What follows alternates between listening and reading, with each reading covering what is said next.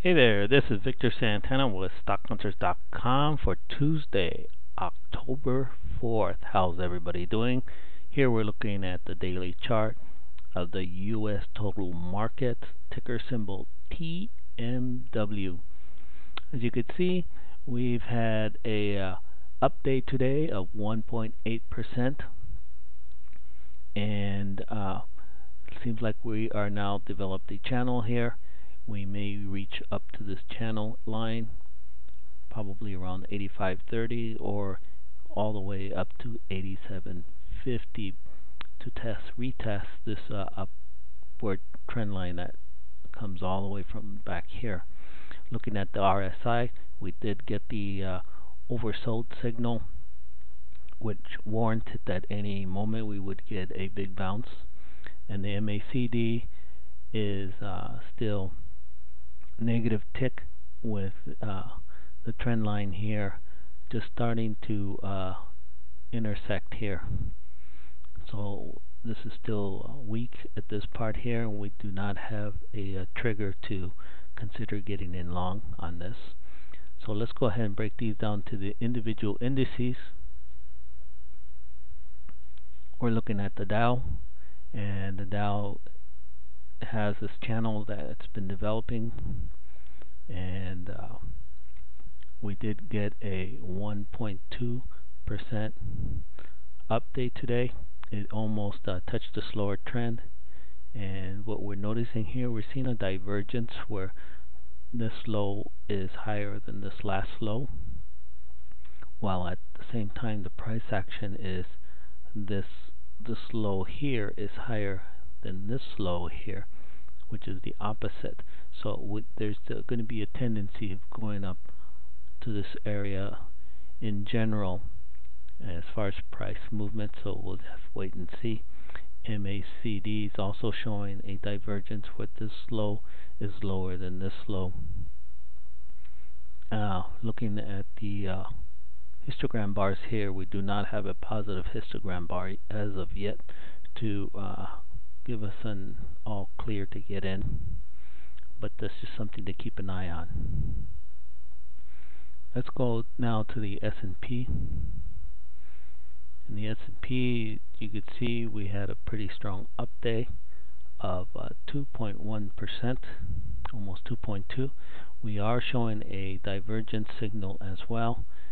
While the MACD is not quite a divergence, but it is flat.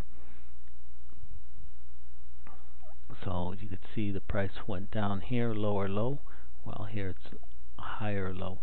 So this indicates that we may be getting a pretty good pop to this upside here in the 70 range. As far as price action, we can probably see around 118.30 in this area. We do not think it may break, but there's just too much resistance. We have this 50-day moving average, this trend line to contend with. So we're looking around in this target here. So now let's look at the Nasdaq.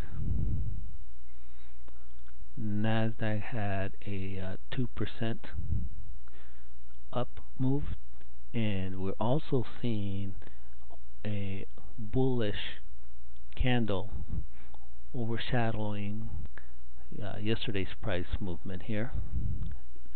We don't include the wick here, the shadow, so we're looking at the body. So this body is overpowering this body, meaning that this is bullish. We do have the oversold now pointing up. MACD, we have not gotten the trigger to get in, but this is looking good. No divergence though, so may consider getting in just slightly around in this area, 52.42. Target would be up in this area here. Let's go ahead and look at the Russell, the small cap, which led the charge, and it went up 6.2%. Also an engulfing pattern, bullish pattern. Today's price action on the body of the candle is much larger than yesterday's. we are showing a divergence on the RSI, and then the MACD is just normal, and we do have a small green tick here. So that's showing positive. So consider getting in at today's highest price plus possibly 10 cents, 10 or 15 cents. And our target will be around in this area here or all the way up to here. So that's our target.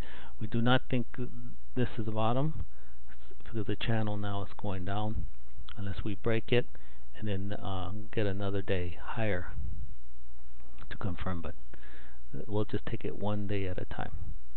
Let's go ahead and look at the international, the global stocks. Global stocks did not go all the way down to the channel as expected.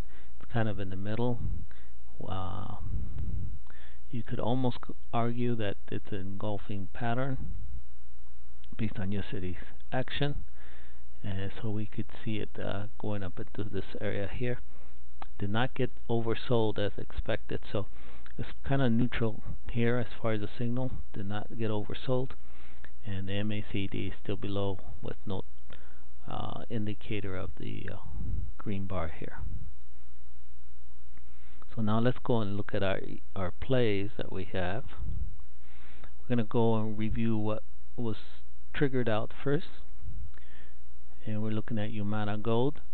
And unfortunately, with today's price action, got the gap down, triggered us out right away with a 9% loss. So we'll just move on. Another one that where we got triggered out is Consolidated Edison. Also, due to this gap down here, we got triggered out with a 1.7% loss. El Paso Pipeline, same story, gap down, triggered us out 2.6%. Now this here is looking pretty bullish as far as this candle pattern here that we're seeing, and we do have the oversold, but we do not have a trigger. We got the setup but not the trigger. So this may be a potential in the next few days, but we'll keep an eye on it. Next one, FAZ. This one here, not yet today, but yesterday we got out of this and locked in at 13.2% on FAZ, the financial ETF inverse, 3 times leverage. So that was a good one. Next one here is FCX, Freeport McMoRan. This one was a real quick one. We got triggered in at the bottom, as we've been indicating all since late last week, and we got out kind of right at this area, 3.2. You may have stuck around or even continue. You still can see the possibility of this reaching up higher, probably to the 36 at the most, or 33 based on the RSI. We could see it probably at least get close to the 70. The MACD has got us a positive signal, so there's still, since there still may be room to run, you could put an entry right above today's high plus maybe another 5 cents. So, but for now, consider this out. The next one that we got out of is SPXU. It's the inverse of the S&P 500. We got out of it not today but yesterday with a 17.4% gain. We got in right here at this level and got out right over here. See, notice you have the oversold on the RSI, and the MACD is rolling over slowly here. Last one that got triggered out on is TZA. That's the Russell's small caps inverse, and this one here is We went ahead and put a position up in this area to start. Fell. We added another position here, and then from there it fell down. We held on, and now it broke up to the upside. And not today, but yesterday we got out near the end with a 15.4% gain. And you could see the RSI has got to the oversold area, and that was making me nervous. That's why I got out yesterday. So that was a good play. Okay, let's look at some of the other ones that we have that are pending or in play. This one here, AKRX, Acorn Inc. Now we suggested entering at this level. This has come all the way down here. We don't have a signal to buy yet. This hasn't crossed over, but based on this pattern here, this could be potential pretty soon. So we'll keep an eye on this with the possibility of reaching up to the $7 or 8.43 area. So we'll just keep an eye on that. And actually, let's just go ahead and move this. Let's go and make it even to the high, or on this one right here, around 770. If it breaks above, there's a good chance it could go up to here or all the way up to here. So let's go ahead and keep an eye on that, and I'll adjust my entry accordingly. So let's do that. So going on to the next one, Baidu. This one here, we set a target of going in, but down over here. So this is still in play. I know with the market moving around the way it is, this may not trigger for a while, so we'll just keep an eye and leave this there, in there for right now. A new one here is Costco Wholesale, and based on today's action, we got the setup. Don't have the trigger, but based on the strategy of getting in at the deep level, we went ahead and bought it just a few minutes before the close, right at this area, with our exit down in this area, 3.2. So we'll see how that works out. Our targets for this will be, let's see how this looks here. Could be right up in this area. So that's our first target. So we'll keep an eye on that. JJC, which is the copper ETF. This one down here, we change my tools here. We are looking for a target right down here. So we'll keep an eye on that. Next one, Netflix.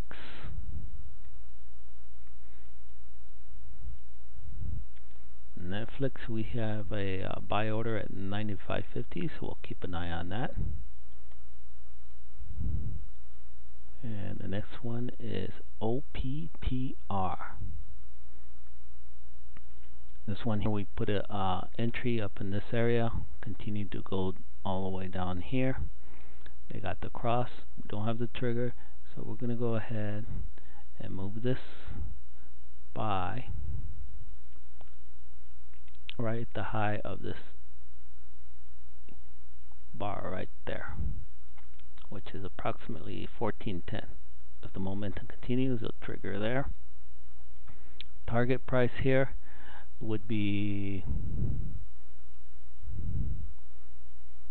possibly around the 15 area,